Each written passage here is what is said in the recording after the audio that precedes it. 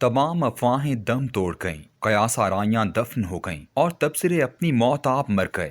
طالبان نے اعلان کر دیا کہ افغانستان کی حکومت کا نام امارات اسلامی افغانستان ہوگا اور اس کے سربراہ شیخ الحدیث مولانا ہیبت اللہ اخوندزادہ ہوں گے، جن کے ہاتھ پر طالبان نے آج سے 5 سال قبل بیعت کی تھی اور ان کی قیادت میں امریکہ اور دیگر عالمی طاقتوں کے خلاف نظام شریعت اور اعلی کلمات الحق کے لیے جہاد کیا تھا۔ اس 20 سالہ عظیم جہاد میں بے شمار ایسے مواقع آئے جب طالبان کو افغانستان میں قائم امریکی کاسا لیسی نظام کا حصہ بن کر اقتدار میں شریک ہونے کے لیے کہا گیا، لیکن انہوں نے صاف انکار کر دیا۔ ابھی امریکہ کو افغانستان پر حملہ کیے ہوئے صرف 8 ماہ ہی ہوئے تھے کہ جون 2002 میں تقریباً 1500 افغان قبائلی اور سیاسی رہنماؤں کو جرمنی میں اکٹھا کیا گیا تاکہ افغانستان میں ایک جمہوری، آئینی اور پارلیمانی قسم کی حکومت قائم کی جائے۔ طالبان کو بھی اس میں شرکت کے لیے کہا گیا اور حامد کرزئی، جس کی امریکہ کے ساتھ پہلے ہی سے سربراہی کے حوالے سے خفیہ ڈیل ہو چکی تھی، اس نے بہت زور لگایا۔ لیکن ایک تو طالبان اس وقت خود غیر مجتمع تھے اور دوسرا وہ کسی ایسے نظام کا حصہ نہیں بننا چاہتے تھے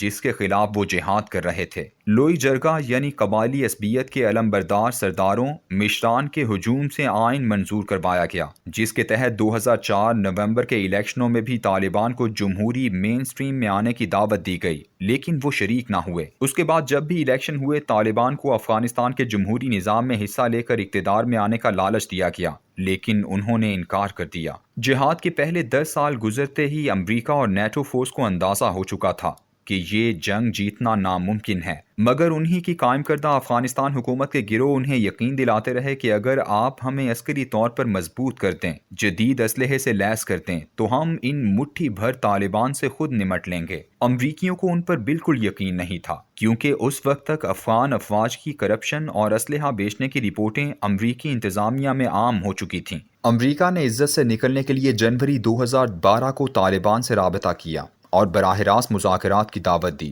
جس پر طالبان دبئی میں اپنا دفتر کھولنے پر راضی ہو گئے، مگر امریکی پینٹاگون، دفاعی ٹھیکیدار اور افغان سیکیورٹی فورسز جیسے گروہ ان مذاکرات کے سخت مخالف تھے۔ انہوں نے حالات خراب کرنے کے لیے پے در پے واقعات کروائے۔ آغاز فروری 2012 میں بگرام جیل سے ہوا، جہاں قرآن پاک کے نسخے یہ کہہ کر جلائے گئے کہ ان میں شدت پسند مواد موجود ہوتا ہے۔ اس کے نتیجے میں 30 افراد شہید ہوئے اور 2 سپاہی بھی مارے گئے۔ 2 ہفتوں کے بعد ایک امریکی سارجنٹ رابرٹ بیلز نے قندھار کے ضلع پنجوائی میں عام شہریوں پر بلا وجہ فائر کھول دیا اور 16 لوگوں کو شہید کر دیا۔ میدان جنگ جو ذرا خاموش ہی ہوا تھا، ایک بار پھر گرم ہو گیا اور طالبان نے بہار کے جہاد کا اعلان کرتے ہوئے کابل کے سفارتی علاقے پر حملہ کر دیا۔ اس کے بعد سے ہر دن طالبان کی بالادستی اور فتح و نصرت کا دن اور امریکی اور نیٹو افواج کی واپسی کی پلاننگ کا دن بن گیا۔ جون 2013 میں طالبان نے قطر کے شہر دوحہ میں باقاعدہ دفتر کھول کر اس پر امارات اسلامی افغانستان کا پرچم لہرا دیا۔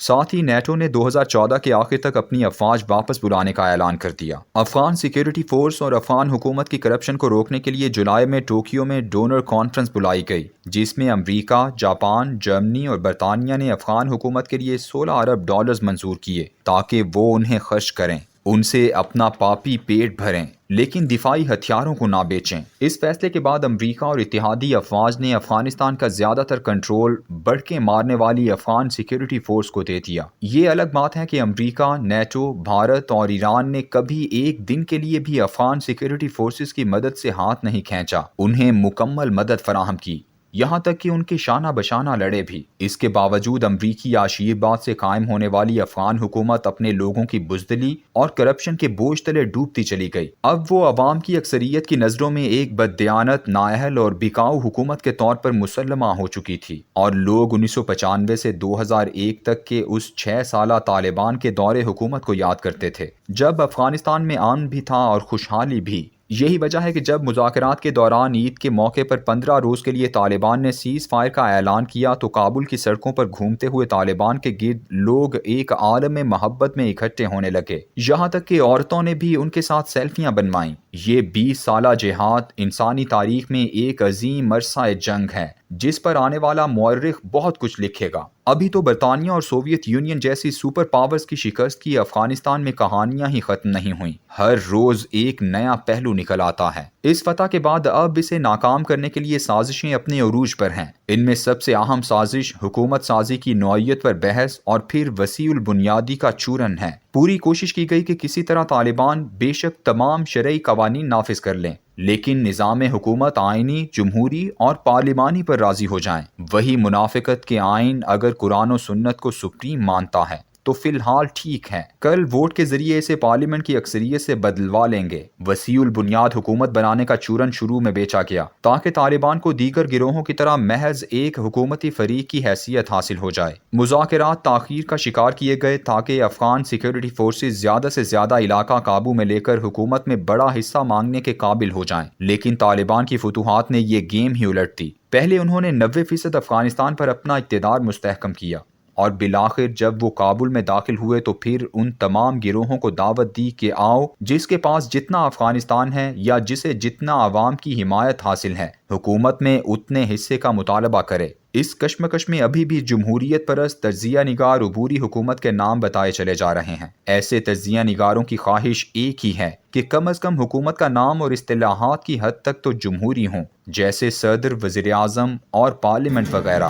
لیکن دنیا بھر کے ان سیاسی قائدین اور تجزیہ نگاروں کو علم نہیں کہ طالبان کی ساری تحریک جسے قائم ہوئے 28 سال ہو چکے ہیں، عمر ثالث ملا محمد عمر مجاہد کے ہاتھ پر بیعت سے قائم ہوئی تھی، اور آج بھی وہ امیر المومنین مولانا ہیبت اللہ اخوند زادہ کی بیعت میں ہی منظم ہے۔ امیر کی موجودگی میں کسی اور کی سربراہی کا تصور بھی نہیں ہو سکتا۔ اس راز کو حامد کرزئی، گلبدین حکمت یار اور عبداللہ خوب جان چکے ہیں، اس لیے وہ آج نئی بننے والی حکومت کے لیے ان کے ساتھ مذاکرات میں ہیں۔ باقی رہا احمد شاہ مسعود کا بیٹا، تو اسے بھی معلوم ہے کہ اگر تاجکستان کی سرحد کا کنٹرول ہی طالبان کے پاس ہے تو پھر پنجشیر وادی میں اس کی حیثیت تو ایک گھرے ہوئے ہرن جیسی ہے جو جہاں تک بھاگے ایک دن پکڑا جائے گا۔ اس کا اعلان بھی حکومت سے اپنا حصہ زیادہ کرنے کے لیے ہے۔ یہ سب کچھ امارات اسلامی افغانستان کے اس سفید پرچم تلے ہوگا جس پر کلمہ طیبہ لکھا ہوا ہے۔